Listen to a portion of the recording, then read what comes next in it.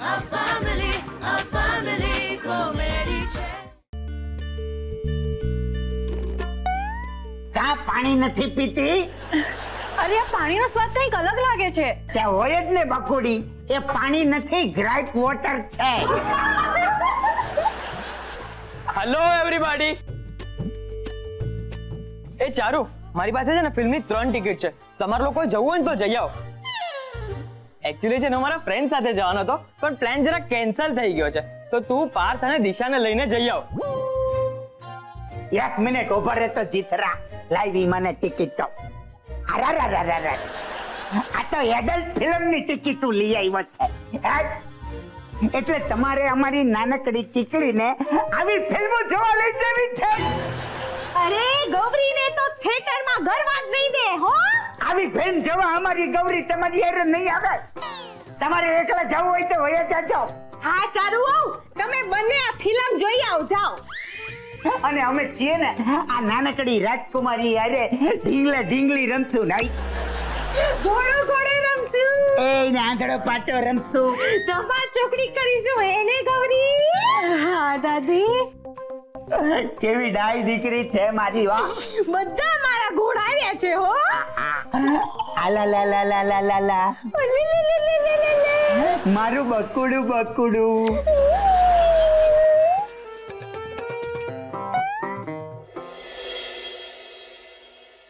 આ દાદા દાદીનું શું કરવું એ જ નથી સમજાઈ રહ્યું. આદુ ખાઈને મારી પાછળ પડી ગયા છે. પણ મને શોખ હતો ને, મોટે ઉપાડે કીધેલું કે હું તમારી સેવા કરીશ. હું તમારી ગૌરી જેવી જ તો છું. હાથના કર્યા હૈયે વાગી રહ્યા છે. ઓય અમીના, જમવાની પણ ભાઈ મજા આવી. વાહ, કઢી ને ખીચડીમાં તો ટેહડો પડી ગયો. ગૌરી બેટા પણ પેટ ભરીને જમીને. જોને બેનબાની આંખો ઘેરાણી છે. હા, હવે આપણે હાલા કરી જઈએ એટલે વેલી પડે હવાર. એટલે હવે આ લોકો મારા બેડરૂમમાં જ સૂઈ જશે કે શું? દાદા દાદી, તમે લોકો આરામથી મારા રૂમમાં સૂઈ જાઓ. હું બહાર હોલમાં જઈને સૂઈ જાઉં છું. હા, ક્યાં જાય છે? હું તને મારાથી અળગી નહીં થવા દઉં હો બચુડી. તું મારી વાહે હુઈ જા. ચાલ. અને ગગિયા, આ તારો દાદો છે ને તને એક સરસ મજાની વાર્તા કરશે. ઓલા કાચબાની વાર્તા સાંભળ. એક હતો કાચબો ને એક હતી કાચબી. કાચબો કાચબાને મેલી અને છે ને મગર હારે રેસ રમવા ગયો. અરે પણ કાચબાની રેસ તો સસલા સાથે હતી. એ જૂની વાર્તા છે. આ તારો દાદો લેટેસ્ટ છે એટલે વાર્તા લેટેસ્ટ. પણ એમાં શું થયું તું બેટા, ઓલું સસલું જે રેસ હારી ગયું તું ને, એ છે ને ગયું જંગલના રાજા સિંહ પાસે અને સિંહને કીધું મારે બદલો લેવો છે. પણ ઓલા સિંહે છે ને એને કહીને ના પાડી દીધી. એટલે ઓલું સસલું છે ને જંગલમાં વાઘ પાસે ગયું. તો વાઘે છે ને એને કહી દીધું હું નાના પ્રાણી હારે શરતમાં ઉતરતો જ નથી. એ પછી છે ને સસલાને જીરાફ પાસે લઈ જજો હો. કારણ કે મને જીરાફ બહુ ગમે. અને તમારે તો વાસ્તામાં જ લઈ જાવ છે ને, ત્યાં રિક્ષાના પૈસા આપવા પડે છે. પછી છે ને ઓલું સસલું ગયું જીરાફની પાસે. પણ છે ને જીરાફે બેટા એની વાત ન સાંભળી. કે હવે ક્યાંથી સાંભળે? સસલું રહ્યું ગ્રાઉન્ડ ફ્લોર ઉપર અને ઓલા જીરાફના કાન 24મે માળે ઉપર. હવે એનો અવાજ ન્યા સુધી કેવી રીતના પોગે? ન સાંભળે. પછી છે ને સસલું ગયું શિયાળવા પાસે. અરે પણ સસલું મગર પાસે ક્યારે જશે? અરે હજી તો ઘણા જનાવર બાકી છે હો જંગલના. હા, તો એ બધાને બાયપાસ કરો ને સસલાને મગર પાસે લઈ જાઓ. હવે છોકરી, મારી વાર્તા છે તો મારે ક્યાં સસલાને રિક્ષામાં લેવાનો છે? સસલાએ 2 કૂદકા માર્યા અને પોગી ગયો સીધો મગર પાસે. બસ પછી શું થયું? પછી છે ને સસલાએ ઓલે મગરના કાનમાં કઈ કહી દીધું. શું કીધું? હવે એ મને ખબર હોય. સસલાએ મગરના કાનમાં શું કીધું એ મારી હારી મને કેવી રીતે ખબર પડે? ભલે ભલે, પછી હું થયું? પછી છે ને ઓલો મગર રેસ રમવા હારું તૈયાર થઈ ગયો અને પછી રેસ શરૂ થઈ અને પછી એમાં પાછો કાચબો જીતી ગયો અને પછી ઓલો મગર છે ને એવડે એ ગયો જંગલના રાજા સિંહ પાસે અને પછી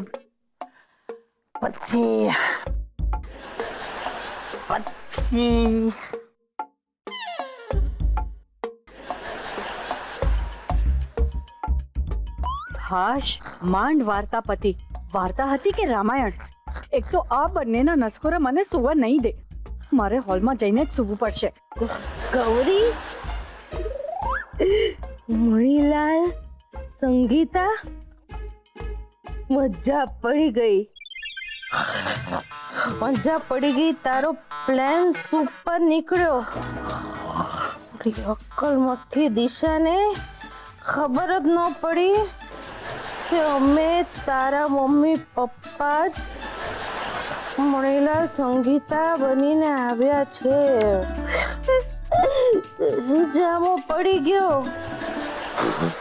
મેં તો માનતા માની હતી તારા પપ્પા ભૂલથી બડા કે દઈ દઈશ બોલી ન ગયા ને તો ઘૂંલાટ મારતા મારતા એમને દ્વારકા સુધી મોકલાવી.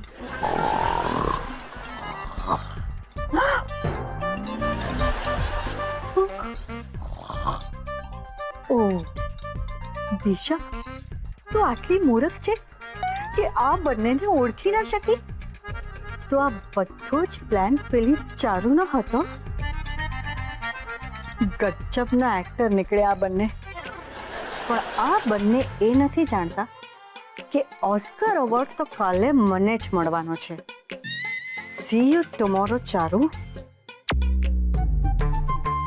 વૈષ્ણવજન તો તેને કહીએ રે પીડ પરાય જાણે દે. વૈષ્ણવજન તો તેને કહીએ રે વૈષ્ણવજન. ગૌરી, તારું વજન બહુ વધી ગયું છે હો. કે ડોબી કયું ની મંડી પડી છે તું? વૈષ્ણવ વજન એ વૈષ્ણવ જન છે. હાય હાય હાય, હવે ભગવાનને પ્રસાદ ચડાવવાનો ટાઈમ થઈ ગયો. હાલો ગૌરી, અમે આવીએ હો. હાલો હવે. Excuse me. જી હા. આ મિસ્ટર શાસ્ત્રીનું ઘર છે? તમે કોણ? મારું નામ મનોજ છે, મનોજ પાવલી કમ. તમને જોઈને તો પૂરી આઠાની કમ લાગે છે. અરે ભાઈ, તમને કામ શું છે તે બોલો ને. હું વડોદરાના પાગલખાનાથી આવ્યો છું. ગાંડો પાગલખાનામાંથી ભાગીને આવી ગયો લાગે છે. અરે હું પાગલ નથી, પાગલખાનાનો ડોક્ટર છું. અમારે ત્યાંથી બે ગાંડા ભાગીને આવી ગયા છે, એમને શોધો અહીંયા આવ્યો છું. પણ અહીંયા જ કેમ? અમને કોઈકે ખબર આપી છે કે એ લોકો દોષી બનીને અહીંયા છુપાયા છે. અને તમને ખબર નથી એ લોકોની આદત, એ લોકો દોષી બનીને કોઈના પણ ઘરમાં ઘૂસી જાય છે. શું વાત કરો છો? જી હા, હું એમનો ફોટો પણ સાથે લાવ્યો છું. અરે આ તો મણીલાલ ને સંગીતા. એ આ લોકો જ છે.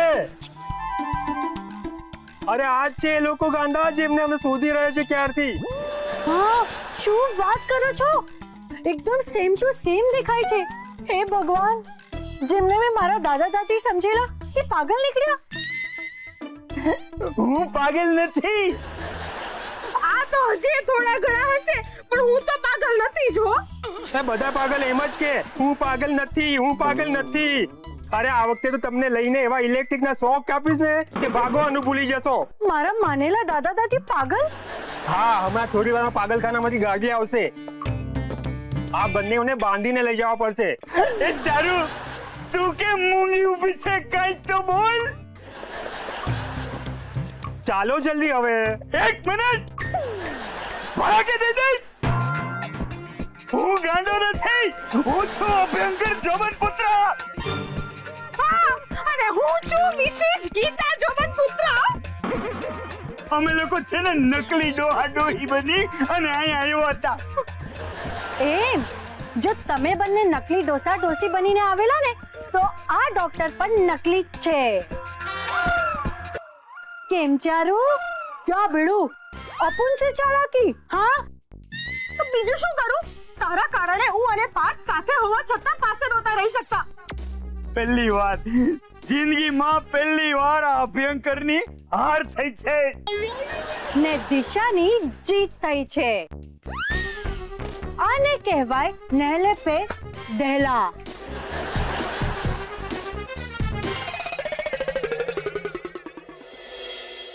ભૈયા લોહી પી જા ભૈયા. એ ભૈયા વાત સાંભળ ભાઈ, તારી કમ્પ્લેન છે. આજકાલ તારા દૂધમાં દૂધ ઓછું ને પાણી બહુ વધારે આવે છે. હવે એમ નહીં કહેતો કે ભેંસ પાણી વધારે પીવે છે એટલે પાણી જેવું દૂધ આવે છે. 2 લીટર આપ. પપ્પા તમે પપ્પા વાળા ચાલ સામાન ઉપાડ હવે. ભૈયા તું શું અમને શું દૂધ વાળો અને તારી મમ્મીને શું ભેંસ સમજી બેઠો કે શું? ના આ તો શું ઊંઘમાં હતો ને એટલા માટે એવું થઈ ગયું. પણ પપ્પા તમે આવી ગયા ને બહુ સારું થયું. હો એ તો મને અહીંયા ધોળે દિવસે તારા દેખાઈ ગયા અને તમે ભેંસની વાત કરો. અરે પપ્પા ખરેખર માન્યામાં નથી આવતું કે તમે આટલા જલ્દી પાછા આવી ગયા. બેટા કોઈ કે સાચું જ કહ્યું છે ને, દુનિયાનો છેડો એટલે ઘર. માણસ ગમે એટલો થાકેલો હોય પોતાના ઘરે પહોંચે ને એનો થાક ક્યાં ઉતરી જાય ને ખબર જ ન પડે. અરે એક મિનિટ અરે ચાલુ દિશા જલ્દી બહાર આવો, જુઓ કોણ આવ્યું છે.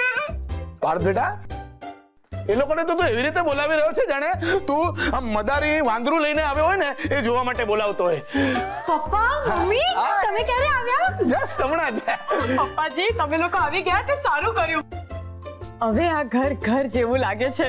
હા નહીં તો તમે બંને ઘરને જૂ બનાવી દીધેલું. પપ્પા કેવું લાગ્યું ગીર? ચાખ્યું નથી બેટા. અરે એટલે કે કેવું રહ્યું ગીર? અરે ધમાલ થઈ ગઈ. અને સૌથી વધારે મજા છે ને ત્યાંના વાંદરાઓને આવી આ વિદ્યાને જોઈને. કેમ? એ લોકોને ઘણા વખત પછી એવું લાગ્યું કે એમના સગાવાળાઓમાંથી કોઈક આવ્યું છે.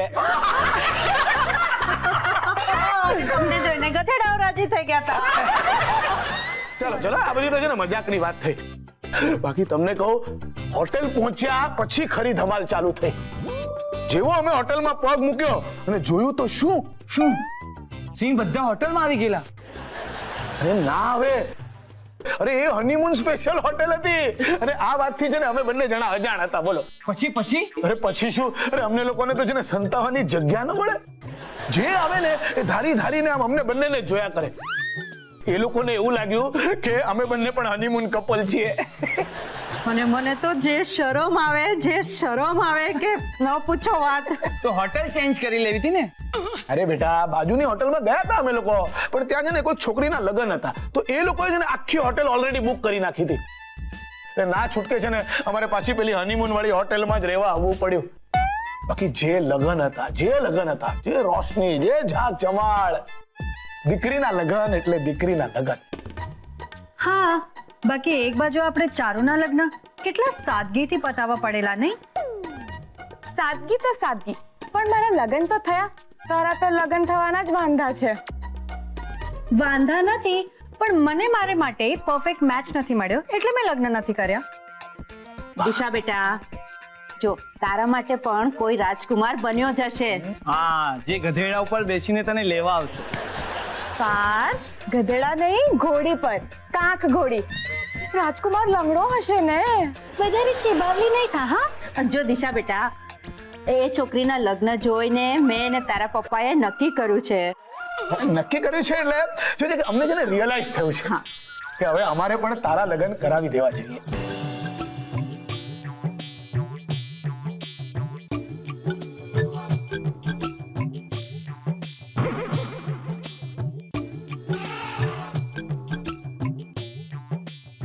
અરે દિશા બેટા મારી વાત તો સાંભળ દિશા બેટા. અરે ના ના ના ના ના ના અરે 100 વાતથી એક વાત, મારે લગ્ન નથી કરવા. અરે પણ દિશા બેટા, તું લગ્ન કરવાની ના શું કામ પાડી રહી છે? બેટા તને એવો ડર લાગે છે કે છોકરાઓ તને રિજેક્ટ કરી નાખશે? તો બેટા ડરવાનું નહીં. આ લગ્ન પહેલા છે ને તારી મમ્મીને પણ 25 છોકરાઓએ રિજેક્ટ કર્યા હતા, પછી હું ફસાયો. આવા દાખલા આપશો ને તો દિશા લગ્ન કરતી હશે તો પણ નહીં કરે. એ મજાક કરું છું હવે. અરે મજાક કરવી હોય તો તમારી કરો ને. જે છોકરીઓ તમને જોવા આવતી હતી એ તમને જોઈને જ ગુસ્સે થઈ જતી. કારણ કે જે છોકરીઓ તમને જોવા આવે એને તમે સીધા તમારા એંગર મેનેજમેન્ટની ક્લાયન્ટ બનાવી લેતા હતા. સદંતર ખોટી વાત છે. મારી પાસે પુરાવા છે. અચ્છા, તો કોર્ટ સમક્ષ એ પુરાવા રજૂ કરવામાં આવે. અરે પુરાવા કોર્ટ સમક્ષ રજૂ કરીશ ને તો તમારા પગ નીચેથી આમ ધરતી સરકી જશે. આ તો તમારું કોઈ હાથ નહોતું પકડતું. મને દયા આવી કે મેં તમને જોયા વગર લગ્ન કરવાની હા પાડી દીધી. અરે મારી હિંમત તો જો, મેં તો તને જોઈ હતી તોય તારી સાથે પરણ્યો. બસ આ જ કારણ છે, આ જ કારણથી હું લગ્ન કરવા નથી માંગતી. લે, તારી મમ્મીએ મને જોયા વગર પરણવાની હા પાડી દીધી એટલે તું લગ્ન કરવાની ના પાડી રહી છે? હું ઝઘડાની વાત કરી રહી છું. જો આખી જિંદગી પતિ સાથે ઝઘડો કરવો જ હોય તો એની માટે ચારુ પૂરતી છે મારા માટે. અરે પણ બેટા, ઝઘડો પણ પ્રેમનો જ એક પ્રકાર છે. હા, પણ મારા ઝઘડા હું ચારુને પ્રેમ કરું છું એટલે નથી કરતી. અરે બેટા, એની અમને બરાબર જાણ છે. અને હા, હું લગ્ન કરીશ તો અરેન્જ મેરેજ નહીં પણ લવ મેરેજ કરીશ. મને મારો પરફેક્ટ મેચ શોધતો શોધતો આવી જશે. અને તમે જ લોકો કહો છો ને કે જોડી તો ઉપરવાળો બનાવીને મોકલતો હોય છે. Perfect match? એક દિશા બેટા, તને એક્ઝેક્ટલી કેવો છોકરો ગમે? મને તો સલમાન ખાન જેવો, જે વેલ બિલ્ટ હોય, વરુણ ધવન જેવો સ્માર્ટ હોય અને શાહિદ કપૂર જેવો રોમેન્ટિક હોય. ઓહો બેટા, તને નથી લાગતું કે તારી આ ડિમાન્ડ જરા વધારે પડતી છે? હા, અને એક છોકરામાં આટલા બધા ગુણ જોવા જઈશ ને તો અડધી લાઈફ પૂરી થઈ જશે. અને પછી આ તારા પપ્પા જેવો મૂર્તિઓ મળશે, રાજપાલ યાદવ જેવો. રાજપાલ યાદવ? દાખલો આપ્યો. અરે પણ દાખલામાં પણ રાજપાલ યાદવ? અરે કેવું જોઈ તો આમ કમાલ આર ખાન કેવું હતું ને. તો તમે શું તમારી જાતને સલમાન ખાન સમજો છો? યસ, અહિંસાવાદી સલમાન. મેં નક્કી કરી લીધું છે. મારો અંતિમ નિર્ણય છે નો. અરે પણ બેટા, નો દિશા, નો એટલે નો. અન્ડરસ્ટેન્ડ? દિશા, એને વાત કરો ત્યારે એનો એટીટ્યુડ, ઓ માય ગોડ. એના પપ્પાને કહો તેને તો એંગર મેનેજમેન્ટમાંથી ફુરસત નથી. પાર્થ તો લગ્ન થયા ત્યારથી વહુ કિલો, એક પણ વાત મારી કોઈ સાંભળવા તૈયાર નથી. ખબર નહીં કરું તો શું કરું. મમ્મીજી, તમે એકલા એકલા શું બળબડાટ કરી રહ્યા છો? એટલે કાં તો સમજાય તેવો બળબડાટ કરો અથવા ના કરો. કારણ કે તમે બળબડાટ કરો છો ને તો મને એમ થાય છે કે તમે મને કંઈ કહી રહ્યા છો, ને પછી મને એમ થાય કે ના, કદાચ તમે દિશાને કંઈ કહી રહ્યા છો. એટલે હું કન્ફ્યુઝ થઈ રહી છું. અત્યારે હું ગુસ્સામાં છું.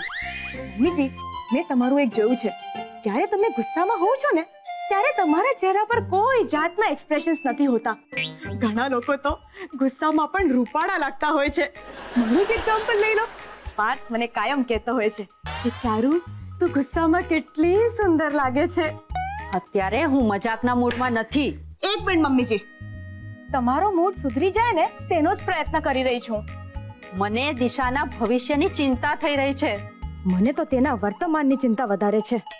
આ દિશાનો આચાર વિચાર અને એટીટ્યુડ જોતા લાગે છે કે કોઈ છોકરાને પસંદ નહીં કરે. એટલે દિશા કાયમ આ ઘરમાં પડી પાથરી રહેશે? એટલે મારો કહેવાનો મતલબ છે મમ્મીજી કે આવું ના થવું જોઈએ. દીકરી તો સાપનો ભારો કહેવાય, એના લગ્ન તો થવા જ જોઈએ. અરે પણ એ છોકરી પર લવ મેરેજ નું ભૂત સવાર છે. પહેલી વાર જોયું કે ડાકણ પર ભૂત સવાર છે. ચારુ, એટલે મારો મજાક કરું છું મમ્મીજી, પણ સાચી વાત તો તમે જ દિશાને બગાડી મૂકી છે. રોજ સવારના આરામથી અઘોરીની જેમ ઉઠે છે, એના મનમાં જે આવે તેવું કરે છે. ના કોઈ રોકટોક, ના કોઈ બંધન. દિશાએ આજ સુધી લાઈફમાં ક્યારેય મુસીબતનો સામનો કર્યો નથી, એટલે થોડી છકી ગઈ છે. વાત તો તારી સાચી છે ચારુ. તને શું લાગે છે હવે આપણે શું કરવું જોઈએ? મમ્મીજી, મારી પાસે એક આઈડિયા છે. આપણે દિશાની મીટિંગ કોઈ છોકરા સાથે ફિક્સ કરાવી દઈએ. તમારા ધ્યાનમાં કોઈ છોકરો છે? હા, એક છોકરો છે મારી કિટી પાર્ટીમાં. હાય હાય, એટલે તમારી કિટી પાર્ટીમાં છોકરાઓ પણ આવે છે? એ પૂરું બોલવા તો દે. મારી કિટી પાર્ટીમાં મારી એક ફ્રેન્ડ છે, એના રિલેટિવ્સ વલસાડમાં રહે છે. છોકરાના પપ્પા ડીસીપી છે. એ લોકો છોકરી શોધી રહ્યા છે અને છોકરો થોડો એબ્સન્ટ માઇન્ડેડ છે. હા, પણ આપણી દિશામાં પણ તો માઇન્ડ એબ્સેન્ટ જ છે.